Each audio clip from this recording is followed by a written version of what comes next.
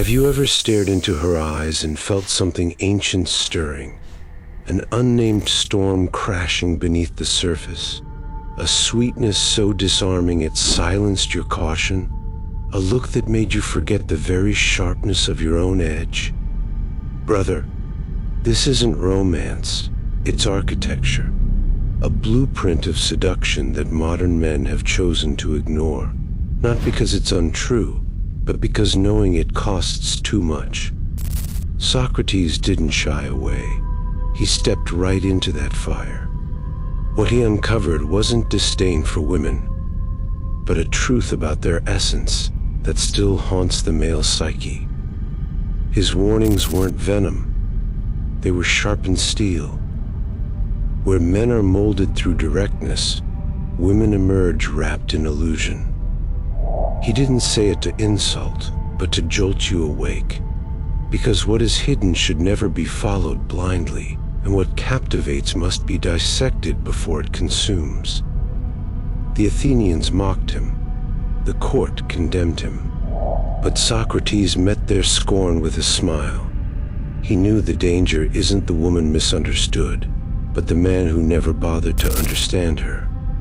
A man who sees only her surface and not her mechanisms is like a warrior entranced by the gleam of a blade, mesmerizing and lethal.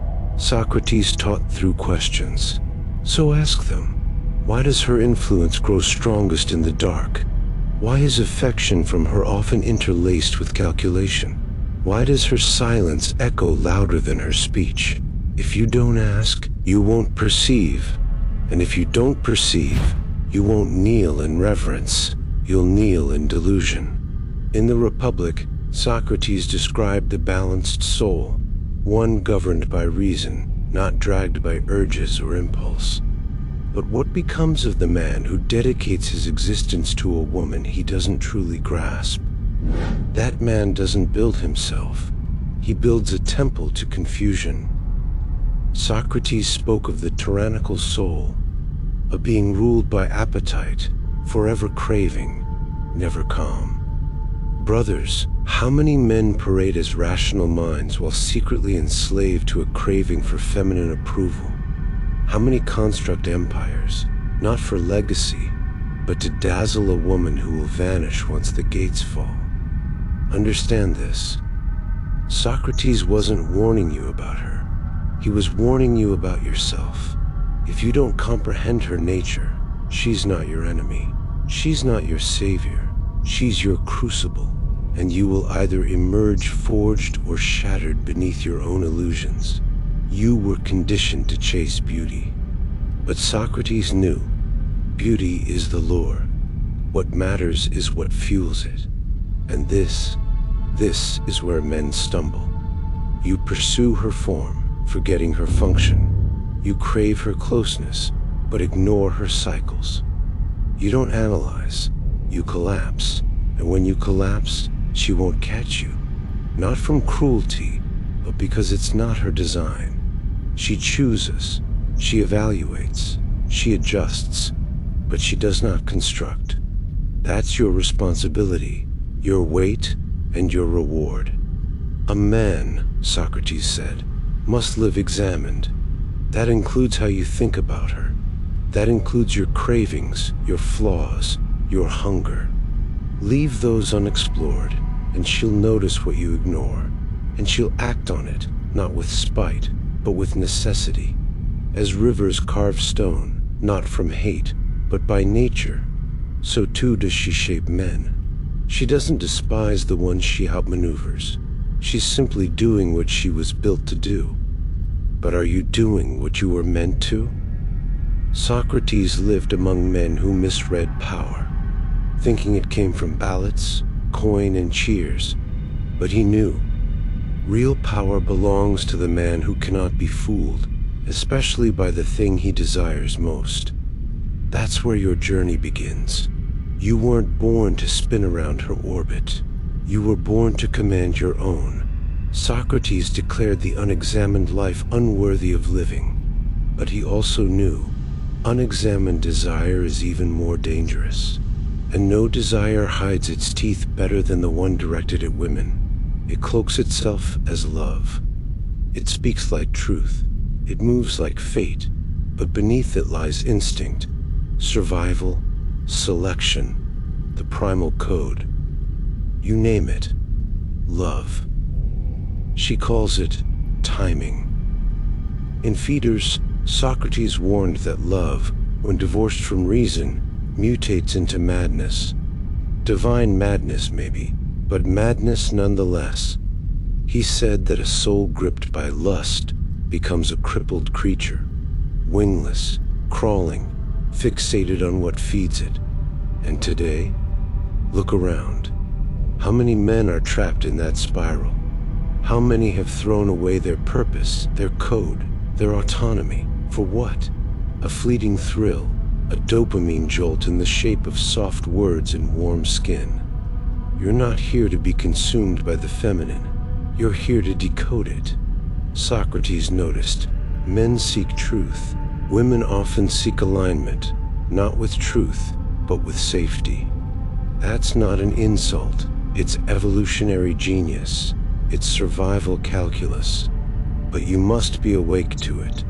She doesn't seek what's righteous. She seeks what keeps her secure. She's scanning for stability, strength, and structure. Your intelligence doesn't ignite her. Your ambition does. Your confidence, your grip on your world. That's what draws her. But if you place her on the throne before you've earned your own crown, she will never bow. If you raise her above your mission, she will test you until you crumble.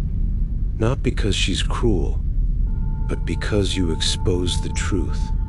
You'd sell your soul for her presence. Socrates split the soul into 3 parts: reason, spirit, and appetite. The greatest man lives under reason's rule. But when appetite takes the reins, be it lust, emotion, or validation, the man collapses. He stops leading. He begins to follow. Not her, but his ache for her. You know these men. You've seen them. Men who radiate only when she reflects light back at them. Men who kneel without knowing which god they kneel to. Men who would torch their own code just to keep her from being cold. And if you're not alert, if you don't awaken, you'll be next. Socrates lived in a sea of men who mistook noise for wisdom, allure for virtue, flattery for truth. He saw through the fog, and when he challenged the illusion, they silenced him. But his voice still cuts through, not for the masses, not for the simps, but for you, the one brave enough to see what's real. He saw that women are instinctively tuned to the now, emotion, safety, immediacy. Men, however, are cursed and blessed with foresight. Your thoughts stretch into tomorrow. Your soul longs for impact.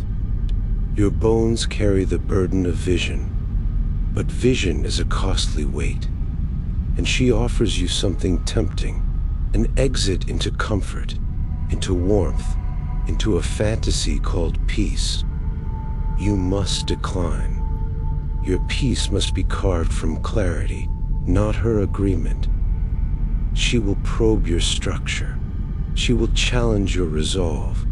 She will reflect your doubt right back at you with surgical precision. And if you haven't conquered yourself, she will conquer you. Not through evil, but through perfect instinct. Socrates taught not to hate what confuses you, but to dissect it. Not to cower before mystery, but to expose it. So turn your light on her, not with cynicism, but with lucidity. She is not your anchor. She is the ocean. Can you tell the difference? You must become a philosopher of your own desires. Socrates often spoke more through silence than speech. He knew man is not undone by weapons or rulers, but by cravings he never dared to question. And no craving shakes men deeper than the feminine mystique they never stopped to study. The tragedy isn't that you want her. The tragedy is you don't know why. And in that ignorance, you make her divine, and then curse her when she doesn't perform miracles. The truth? She was never designed to complete you. She was crafted to test you. In Gorgias, Socrates demolishes the illusion that pleasure equals good, that what feels right must be right. He tears apart the belief that approval, especially from others, especially from women, is proof of virtue. And what he uncovers should shake modern men to their core. Your need for her recognition isn't noble. It's a symptom of how far you've drifted from your purpose. You don't need her gaze. You need a soul that can stand tall when no one's looking. Men aren't failing from a lack of potential, but from inner decay. They've learned to read her moods better than their own convictions. They rehearse the lines that please her and forget the vows they once made to themselves. You think you're showing romance. She sees a man who's lost his fire, and she's not wrong. A woman can't love what she doesn't respect, and she cannot respect what she can manipulate. Socrates didn't phrase it like this, but every layer of his logic screams it. Harmony isn't sameness. It's every soul playing its part. She doesn't want to steer the ship. She wants to feel safe under your command. But if you step down, if you make her feelings your compass, her approval your mirror, her affection your goal, you're not a man. You're a moon, orbiting whatever she shines. She might let you stay, but not out of desire, out of convenience. And trust this, convenience has an expiration date. The world is packed with men who tried to buy her love with worship. But love isn't earned through devotion. It's earned through dominance of self. In Meno, Socrates asks whether virtue can be taught. But the deeper question he raises is, do men even recognize virtue anymore? Ask yourself the same. Do you know what masculine strength looks like before you try offering it to her? Or have you confused discipline with desperation, lust with loyalty, submission with connection? She doesn't want you broken. She doesn't want you needy. She doesn't even want you nice. She wants you true. The real man doesn't revolve around the feminine. He aligns with truth, justice, and principle, and only invites her along if she can keep his rhythm. When she sees you move from principle, not persuasion, when she watches you speak with restraint, lead with certainty, and love without dissolving into her, then she'll follow. Not because you forced her, but because you earned it. That is the paradox Socrates understood. Power isn't something you chase. It comes when you become the kind of man who doesn't need it handed to him, least of all from her. The moment you stop reaching for her validation and start reaching for your own essence, not your skin, not your swagger, but your soul, you become something different. Not untouchable because you're cold, but because you're complete. And that wholeness, that's the lost treasure of manhood. The ancient temples of Athens weren't built for comfort. They were carved for virtue, etched with trials, whispered with wisdom, watched over by men like Socrates. Know thyself, not please her, not mold yourself into her fantasy. Know, because in knowing there is strength, and in strength there is peace. But men today are far from peace. They aren't fighting her. They're at war with the lie they keep telling themselves, that her love will save them, that her body will quiet their storms, that her smile can replace a spine. That isn't love. That's intoxication. And every true philosopher knows, no man drunk on illusion can see what's real. Socrates spoke of forms, those perfect patterns behind our earthly shadows. There is a form of womanhood, just like there's a form of manhood. But modern men aren't chasing the form. They're addicted to its reflection, the curves, the glances, the perfume and posturing. And they never stop to ask, what does this form serve? What does it protect? What does it consume? She isn't evil. She's efficient. She isn't deceitful. She's adaptive. She isn't damaged. She's multi-wired. She was wired to survive. Not for you, but for herself. Her instincts outpace your fantasies. Her choices outrun your emotions. And when your vision gets clouded by longing or lust, she sees straight through to your fragility. Socrates never spelled this out, but it's embedded in every dialogue he left behind. You're either ruled by logic or ruled by desire. There is no neutral ground. The man who dives into her without direction doesn't gain freedom. He loses himself. He may smile, but he's drowning. And who does he blame? Her. For the current, he never learned to swim in. But a man who's trained in reason, a man who's examined his instincts, confronted his craving, stripped the illusion before it wrapped around him, that man doesn't sink. He steers, and she sees it. She respects him. Not because he's cruel, but because he's clear. In Symposium, Socrates recalls Diotima, a woman who reframes love, not as indulgence, but as a staircase. One begins with attraction to a single body, then ascends toward love for all beauty, then for truth itself, and finally for the divine. But most men never climb. They cling to the first step. They decay in desire, never asking where it was meant to lead. But you are not most men. You rise. She is not your destination. She's the question that starts your path.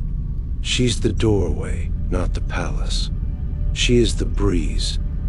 But you must be the sail.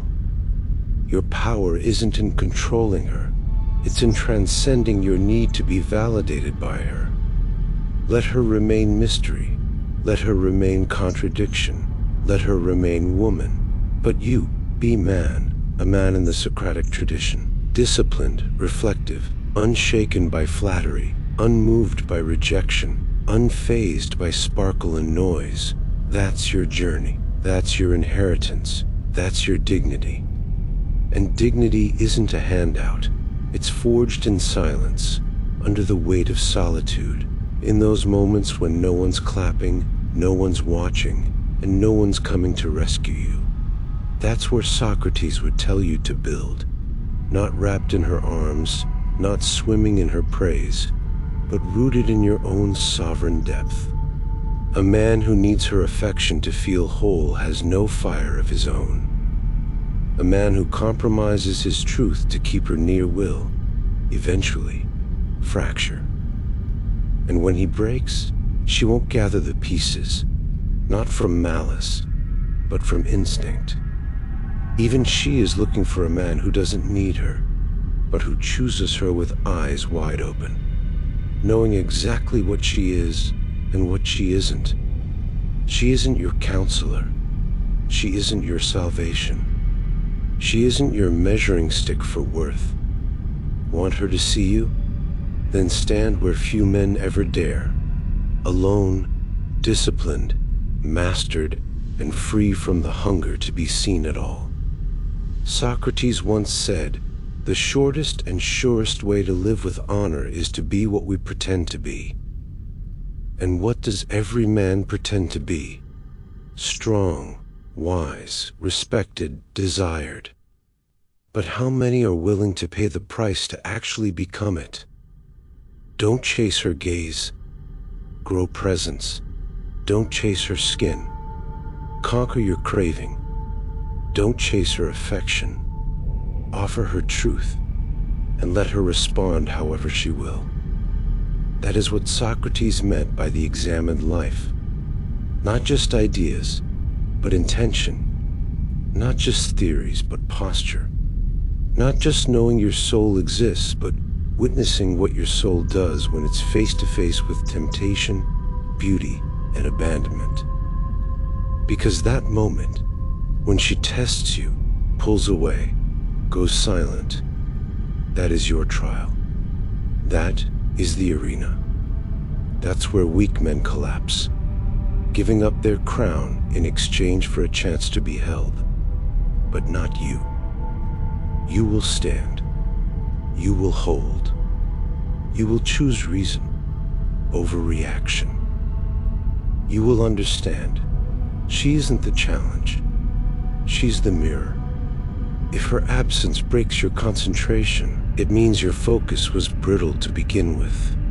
If her silence crushes your spirit, it was never solid. Don't hate her for being what nature made her. Study her.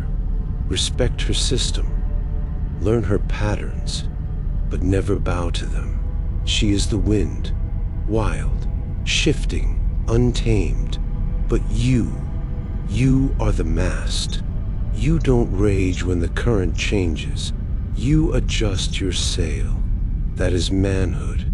Not dominance, not conquest, but orientation that cannot be broken. This is the truth no one teaches you. This is the wisdom your culture has buried beneath softness and slogans. But Socrates whispered it still. In every metaphor, every riddle, every cup of hemlock. Be unshaken. And when you are unshaken, she'll feel it. Not in fear, in reverence. She'll know this man cannot be moved. And when she knows that, her nature takes over. She'll orbit, not because you demanded it, but because her instinct chose you. Not as a reward for performance, but as gravity responding to mass. Because women, in their deepest truth, don't fall for men. They synchronize with them. They reflect strength, not pity. They follow resonance, not rhetoric. They seek fire, not the blaze that flares and dies, but the one that endures. Socrates never would have begged for her devotion. He would have become the kind of man to whom devotion happens naturally, because he understood energy's law. What is rooted shapes what is fluid. And you weren't made to chase water with empty hands. You were built to carve a channel and let it flow to you. Today's world tells you to bend to her emotions, to soften, to please, to adjust. But in doing that, it teaches you to betray the law etched in your bones. Never fold unless it's your deliberate choice. Because once you start bending to win her favor, you'll bend again, and again, and again, until you're no longer a man, just a memory. There is no balance in a love built on self-abandonment. There's no closeness without integrity. You want to know what kind of man a woman can't walk away from? It's not the richest. It's not the prettiest. It's not the smoothest talker. It's the man who can walk away himself and still remain whole. Because the moment she senses you can't walk, that you're shackled to her presence, that your fire fades when she withdraws, she knows you were never fire to begin with. You're a candle, flickering, fragile, forgettable. But the man who doesn't fold, the one who grins in the face of rejection, who keeps moving forward regardless of her moods or distance, that man becomes a force. She can feel him, even while she tries to run. Socrates understood this. He lived this. While others performed for applause, he cut through illusion. While others sought followers, he sought truth. And nothing is more true than this. A man's foundation cannot be built on her approval, especially not the woman he craves most, because she will press on your core, not to destroy it, but to find it. When she raises her voice, do you collapse? When she withholds warmth, do you chase? When she threatens to leave, do you lose direction? These aren't fights, they're trials. And every time you fail, she loses trust. Not because you're worthless, but because you've shown her your kingdom is built on sand. She cannot follow a man who needs her more than he needs himself. That ache you feel, it's not punishment, it's your invitation to rise, to refine, to become a man who can love without losing, lead without suppressing, feel without crumbling. This isn't shallow stoicism. This is sovereignty. This is masculine essence, stripped of addiction. This is the soul of Socrates, unshaken, steady, beyond manipulation. And that, brothers, is where love begins, when it no longer chains you. You weren't born to kneel for affection. You were meant to stand at the gates of truth and defend them with your life. That's what Socrates taught, not through cliches, but through cost. In his last breath, he chose death over dilution, silence over surrender, and clarity over comfort. And what's that clarity for you? It's this: you must not fear her nature, nor try to reshape it. You must rule your own. The woman is not your battleground. She is your mirror. She is the pressure point that reveals your cracks. And most men crumple because no one ever told them, she's not here to complete you. She's here to test you. If you accept that, she becomes the forge. If you fight it, she becomes the fire that scorches you. Don't ask her to be easier. Grow deeper. Don't ask her to stay. Become the man she can't walk away from. Don't ask her to heal you. Heal yourself so thoroughly that your wounds become wisdom. In the end, Socrates didn't hand out rules. He asked questions. Questions sharp enough to slice illusion, to rattle the soul, to tear off the masks we cling to. If you walk that road, you will lose things, fantasies, dependencies, entitlements. But you'll gain the only things that matter: clarity, rarest gem in an age of noise; stillness, the kind that can't be shaken; and power, not over her, but over you. And in mastering yourself, you will have already mastered the world. Let them call you cold. Let them call you harsh. Let them whisper that you're too detached, too rigid, too distant. These are the fears of a world terrified of men who won't bow. Because men like that don't chase trends. They don't collapse to impulse. They don't trade their integrity for kisses. They stand. Not because standing is easy, but because falling is no longer an option. And in that stillness, you become a beacon. Others will see you. They'll remember who they were born to be, and that spark will travel further than you can imagine. So to you, the man listening in silence, in stillness, in that ancient hunger only the awake can feel, I say, rise. Rise without hatred. Rise without shame. Rise without hesitation. Not to oppose her, to reclaim you. Don't run from her tests. Don't curse her strength. Meet it with something greater, the man you were always meant to be. When you do, the game ends. The veil lifts. The soul takes flight. This isn't for the masses. This is for the rare few, the seekers, the builders, the uncrowned kings who still remember the fire. If these words struck something in you, don't keep them. Spread them. Let them echo. Like, share, support. Not for me, but for the truth. Because there are men out there starving for it. And if you've been fed, feed others.